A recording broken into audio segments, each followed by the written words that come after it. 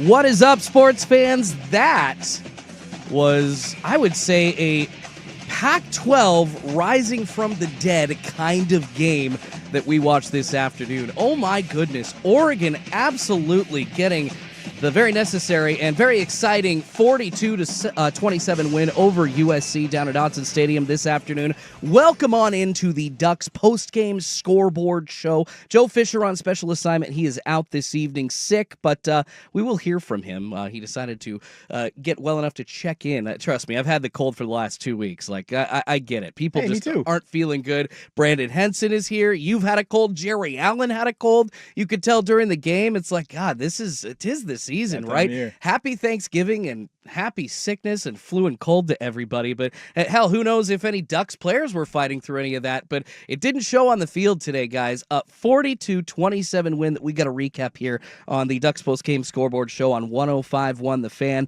and the Fan Sports Network. Please check in if you'd like. I'm sure a lot of people want to react to. I think it was the most exciting game of the season. You can do so on the text line 503-864-6FAN or on the YouTube chat. We are there as well. Sure, tons of people heading home. We'll be giving you traffic and weather reports all night amidst this very foggy day along I-5 coming up through the Portland metro area here in the Willamette Valley. And what a night or afternoon into evening it was in the Willamette Valley for the Oregon Ducks. It started off a little shaky. I think Oregon didn't really think USC, despite their great offense, was going to come out looking so good against the top passing defense in college football. But guess what?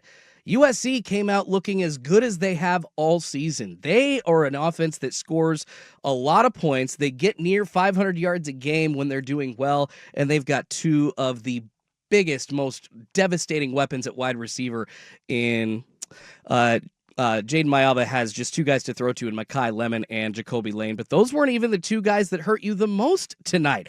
Some kid named Tinook Hines ended up coming in, had 140 yards and a tutty himself, and I guess you could say, I don't know, we'll get into the numbers that you despite the two touchdowns, contained Mekhi Lemon with only 34 yards on 7 catches, but at the same time, man, this was a hard game from the start. Oregon thankfully was able to score on their first drive as well to match USC, but there were times in that first half that I was a little worried, but thankfully we'll get to what was the turning point of the game, I think, and what will be our player of the game. Malik Benson's punt return for touchdown just changed everything and definitely swung the momentum Oregon's way. It was that kind of game Oregon couldn't afford to mess up, and I would say a lot of screw-ups by both teams in this game, whether it be penalties, whether it be mental mistakes that we can go over.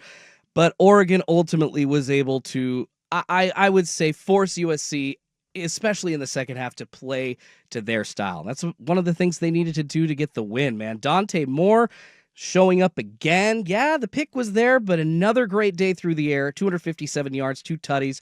And yeah, number 7, Oregon looking like the offense, at least when they're on, that we know they can be. And of course, now with this win, the college football playoff hopes are more than just hopes. This seems almost, I mean, you can't look past Washington, okay? It's Husky Hate Week. There's a lot going on here in the state of Oregon and down the I-5 corridor, man.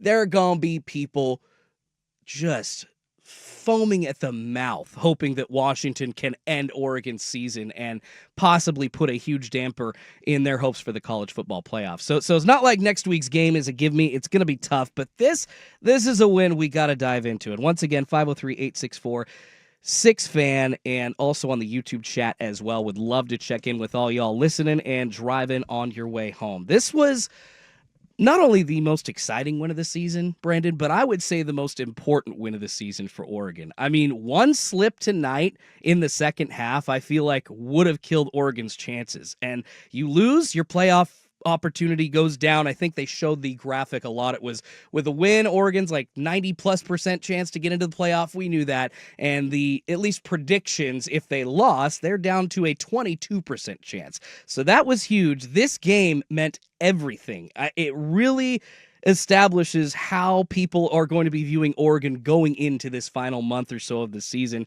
and into playoff time. And thankfully, they don't got to play in the Big Ten title game. I think that's a positive, man. Instead of worrying about that kind of thing, the Ducks can move to 10-1, chill out, and I would say put a little pressure on the committee, making them look good in this game. So, Brandon, I definitely was excited about tonight's win.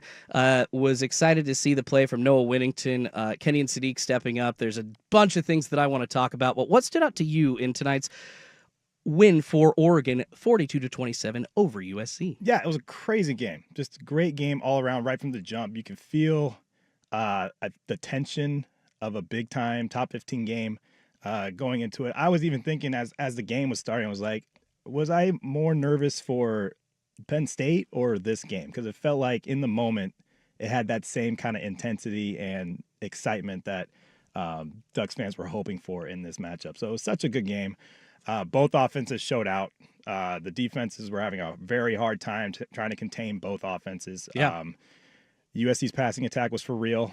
I think early on you were kind of wondering, okay, who's gonna be able to shut these guys down, because it seemed like every time Maeva was throwing up the ball, they were coming down with the catches and at clutch moments. It's kind of what Maeva's game was, right? Just to throw the ball up in the air and hope one of his really good receivers can catch it, and they did a lot of the time. For most of the first 5-6 times he did it, it worked. And then eventually, the odds went towards Oregon's side, and we were able to pick off a couple of those.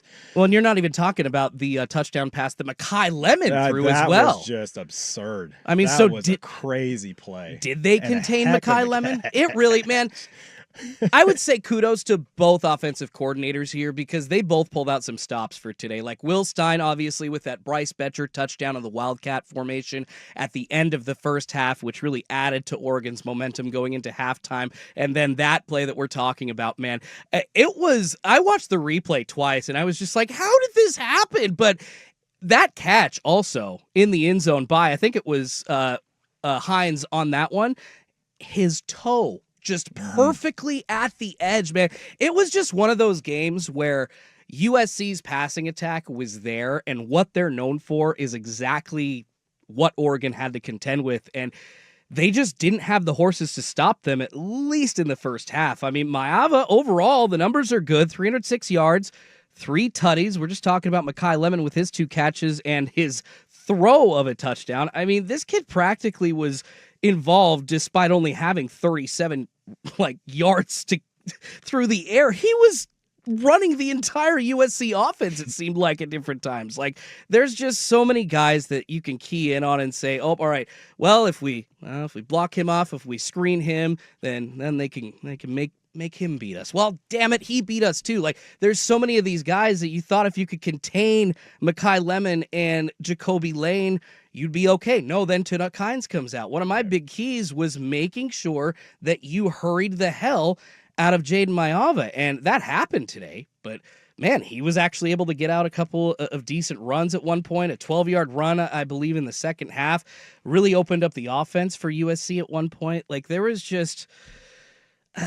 Like, I know USC is good, but there was frustration on my part in the first half. But thankfully, at that moment, when they did have to punt, USC did, Malik Benson completely flipping the momentum back to Oregon with that 85-yard punt return for touchdown. And then you get the doink on a short field goal by USC. You thought it was a guaranteed just 3 there. And then, of course, going into that touchdown by Bryce Betcher that we were talking about. I mean, even shorthanded today, no DeCorian Moore, no Gary Bryant Jr., Oregon, they still found the right answers. And USC was down bodies too, and both teams were losing bodies during the damn game, man. USC center went down. Oregon had a couple of linemen. They didn't have Isaiah World coming in. Poncho, he went down during the game. Alex Harkey went down during the game. They were like down to their 4th and 5th offensive tackles, and that definitely at a point contributed to Oregon's offense slowing down to start the second half.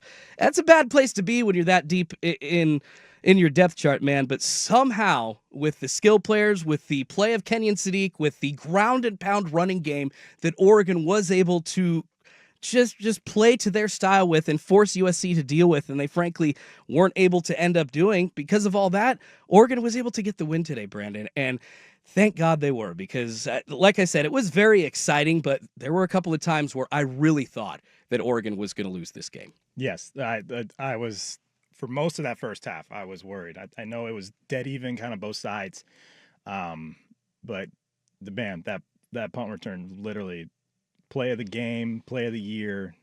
I feel like that last 10 minutes of the second quarter, kind of where you thought, oh, here we go, it's going to be another barn burner all the way through. Yeah.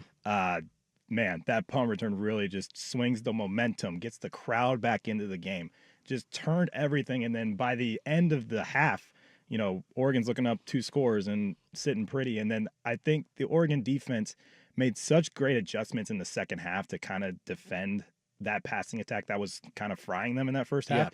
Yeah. And credit to that, mixed in with consistent offensive play, which I believe has come, is a credit to the last couple games of that offense, getting that confidence and starting to really put together both passing and running, really put together good drives and scoring opportunities. And it was just kind of a full team effort that really got the job done. Yeah, the split between runs and passes at one point was pretty even for Oregon. So it was obvious that USC just wasn't able to figure out what Oregon was doing because of the way that Oregon was able to set up that pass with the run. And there were times where I just thought they were just going to keep going with the run. I think you even heard the TV announcers. I was watching the CBS broadcast today, and I think it was Gary Danielson, the color commentator. He's like, man, Oregon, you kind of want to split this offense and try to keep USC on their heels. But, man, they might just keep running the ball if they just keep shoving it down their throats. It was so nice to see Oregon doing what you thought that they were going to be able to do. And after that Minnesota game where they had a get-right game on offense, especially, I think that people expected them to continue to look good. And frankly, they're going to continue to need to look good if they're going to play well in the college football playoff. It's not going to be a team like Washington that they're facing. It's not going to be another middling opponent like Wisconsin. This is... I know that the defense for USC, especially on the road, hasn't been good late in the season, but this is probably more comparable to a game that you're going to play in the college football playoff than any game this season. I would even challenge that, Indiana's offense is not this good. I think we all know that. USC's offense, when they're on, they are one of the top in the nation. And I don't think, Fernando Mendoza, probably a better quarterback. Yes, Surratt is a good receiver.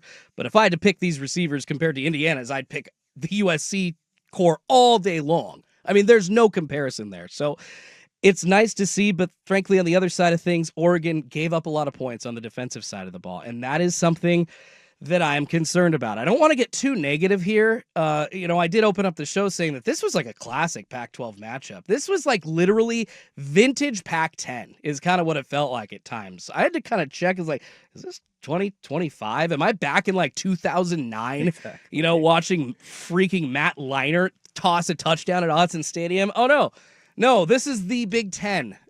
Big Ten rivalry matchup. They had it in big letters where the Pac-12 logo used to be at Autzen Stadium. But nonetheless, Oregon gets the win, 42-27.